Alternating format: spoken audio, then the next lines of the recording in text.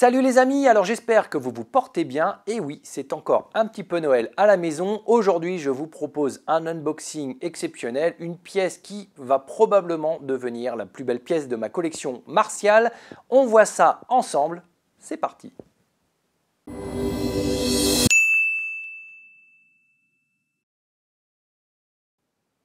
Alors, dans ce carton se trouve une pièce qui vient non pas du Japon, mais avec l'esprit du Japon. Cette pièce, elle vient de Suisse. On va la découvrir ensemble, mais pour bien comprendre la valeur de ce qu'il y a là-dedans, je vais déjà vous parler de son concepteur, de son créateur.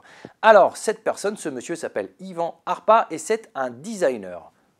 Ça me touche un petit peu particulièrement parce que vous savez que mes premières amours, mon premier travail, c'était justement le design. C'est ce que j'étais faire au Japon, à Tokyo, il y a une vingtaine d'années. J'étais designer à l'agence Landor au cœur de Tokyo. Et justement, avoir une personne qui se démarque par la qualité de ses recherches et de son travail, ça me touche particulièrement, surtout lorsque c'est d'un domaine qui est relié aux arts martiaux, au Japon, aux vertus du Bushido, au code du samouraï. Donc forcément, ça titille un petit peu ma fibre. En tout cas, encore plus parce que des designers qui se penchent sur le sujet véritable des arts martiaux avec, on va dire, un bel ouvrage de conception, il n'y en a pas beaucoup sur Terre.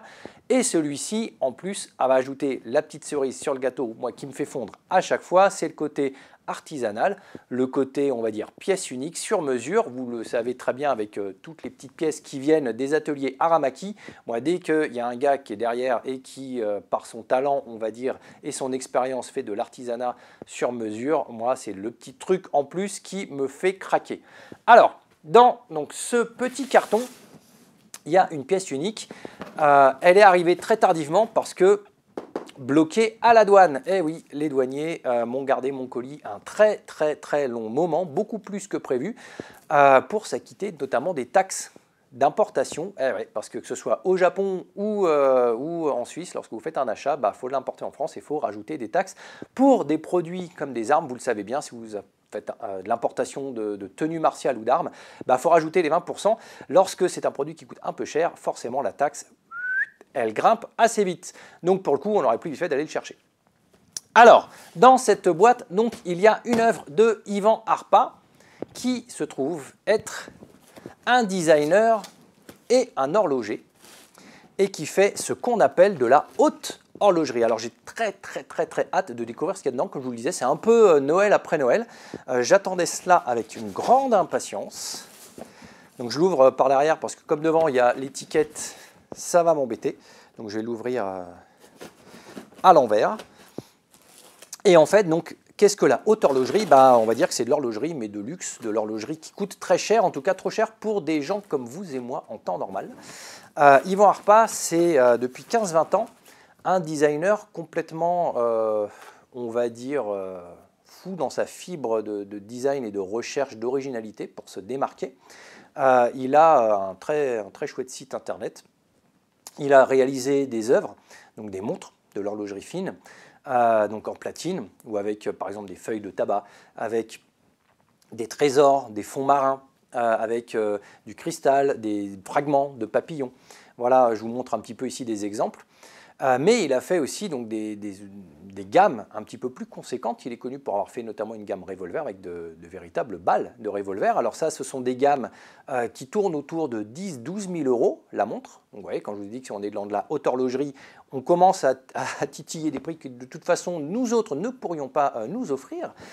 Mais c'est du design, c'est de la haute horlogerie. On a des montres en nano-saphir qui, elles, vont commencer à grimper autour de 60 000 euros, avec également des fragments donc, de papillons, des ailes de papillons et des feuilles d'or qui, elles, tutoient les 85 000 euros. Mais Ivan Harpa a surtout été très connu pour designer justement une gamme de montres avec de véritables fragments de titanic, avec du métal rouillé de titanic, donc des montres qui ont été vendues jusqu'à 300 000 euros, et également une gamme de montres qui s'appelle donc Moondust, poussière de lune, avec de la véritable poussière de lune. Celle-ci tutoie le demi-million d'euros, donc on est vraiment sur de l'horlogerie pour le coup pour des gens, on va dire, qui ont largement les moyens de pouvoir mettre un demi-million dans une montre. Mais donc Ivan Harpa a également designé d'autres gammes, d'autres produits. Pas que des montres, on va dire, inabordables. Hop, je vois ici un petit colis relativement protégé. J'ai un petit courrier. Alors je pense que dans ce courrier, il doit y avoir le certificat. Voilà, bon là pour le coup c'est la facture. Et en fait ce contenu, ce colis, et d'habitude les unboxings ne font pas l'objet de tutos, mais là je voulais vraiment vous présenter, on va dire, déjà le concepteur, le créateur, vous montrer justement un peu son étendue de folie et entre guillemets, on va dire de talent, de conception, mais aussi pour vous dire qu'en fait ça fait l'objet de plusieurs résonances. Pourquoi? Parce que je vous avais fait un tuto sur différentes montres japonaises qui sont issues de la gamme Black Belt, et donc qui est un horloger suisse qui travaille donc justement avec de l'horlogerie classique et de l'horlogerie fine, de la haute horlogerie, pardon, et qui avait fait appel notamment à Ivan Harpa pour designer certains modèles. Je vous avais montré la Spirit, qui est une montre spécifique que j'avais achetée il y a quelques années, et à l'issue de ce tuto, je les ai contactés pour savoir s'il était possible de réparer le verre justement. Je vous avais montré que mon verre était cassé et que c'était compliqué, que ça coûtait très cher, mais je me suis dit, après justement ce tuto, je me suis dit, pourquoi pas, je vais les contacter, et la personne m'a dit, le problème c'est que cette montre n'existe plus, on ne la fait plus, donc on n'a pas la possibilité de la réparer. Donc j'ai été un petit peu déçu de savoir qu'on ne pouvait pas la réparer, mais j'ai gardé contact avec cette personne, et en fait, on a carrément, on va dire, été en relation intermédiaire avec le concepteur Ivan Harpa, qui m'a permis très humblement, gentiment, de faire l'acquisition de son vaisseau amiral, que voici donc dans sa petite boîte. Vous reconnaissez probablement la boîte si vous aviez vu le tuto précédent. Donc on a ici le logo Black Belt au centre. On se doute donc que c'est une montre Black Belt. Mais voilà, pour compenser, à la fois pour s'excuser du fait que la Spirit n'existe plus, et comme on l'a su, il a bien vu que j'étais un passionné, lui aussi, il ne va pas, d'ailleurs c'est pour ça que je vous en parle, c'est qu'il est 5e dan de karaté, que possiblement, à l'avenir, une rencontre peut se faire, et donc on aura peut-être un tuto en commun, on aura peut-être quelque chose, un atelier à montrer, on aura peut-être des choses à faire. C'est quelque chose que je n'exclus pas, en tout cas, qui me ferait très plaisir, comme ça vous pourrez, et puis moi-même, je pourrais découvrir un peu comme j'avais fait avec Féodor Tamarski ou d'autres créateurs, d'autres designers, d'autres concepteurs, avoir une vision d'artiste, mais Ivan Harpa, on va dire par humilité et aussi par honneur envers les engagements, notamment envers moi, a accepté de me faire un tarif, en tout cas complètement exceptionnel, dont je ne peux révéler les détails, mais en tout cas c'est quelque chose que je n'aurais jamais pu avoir sans ce tarif de toute façon.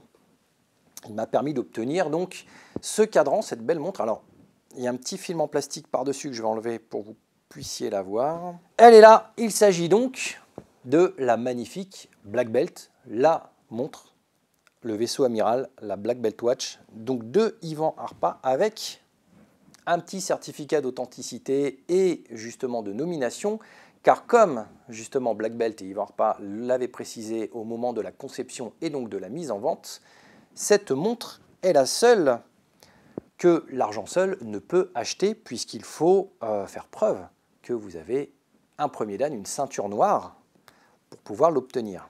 C'est une montre qui est dédiée à des personnes qui ont déjà, on va dire, une expérience martiale pour pouvoir respecter le code moral des arts martiaux. D'ailleurs, au dos, hop, ici, il y a marqué « For Black Belts Only », donc uniquement réservé aux personnes gradées d'une ceinture noire.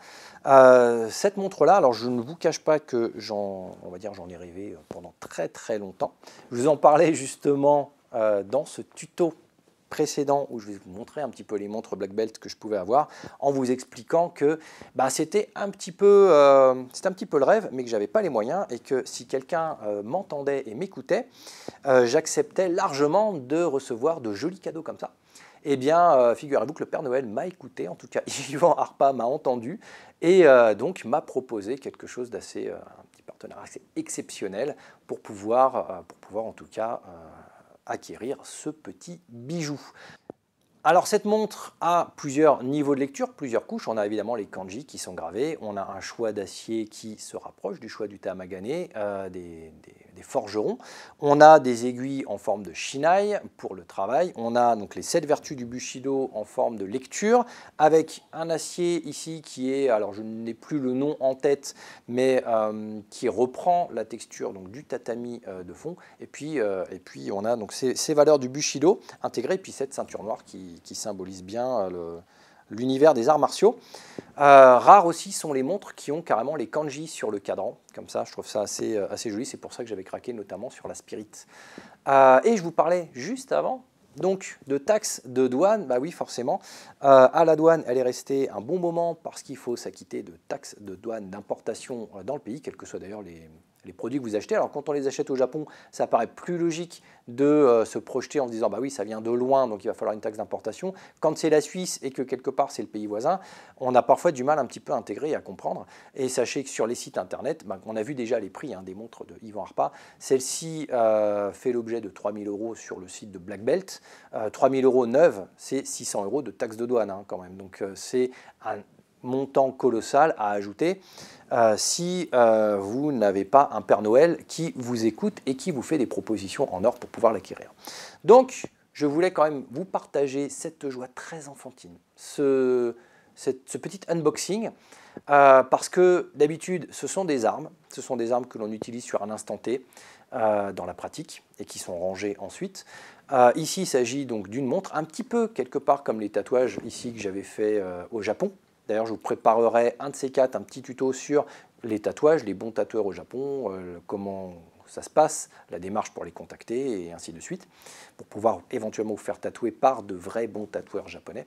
Mais voilà, c'est un peu la même chose. La montre, c'est comme le tatouage, c'est quelque chose que vous avez sur vous en permanence, que vous gardez avec vous, qui s'imprime d'une certaine façon et qui vous rappelle au quotidien ces valeurs-là. Je trouve que le message est très puissant et très fort et peut-être justement bien plus important que avoir cet état d'esprit sur les tatamis à un instant T et puis repartir et un petit peu oublier ces valeurs-là. Donc, je suis en tout cas enchanté de mon propre unboxing et de le partager avec vous. Dites-moi si de votre côté, vous avez des pièces uniques ou si vous trouvez ça complètement futile. Alors j'ai des amis proches même au dojo à qui justement je confie, je parle mon amour pour on va dire l'artisanat sur des pièces uniques, importées, sur le choix du bois. Ils me regardent comme un fou furieux en me disant mais pourquoi ça sert à rien. Donc je les comprends complètement. On est dans une certaine forme quelque part de futilité.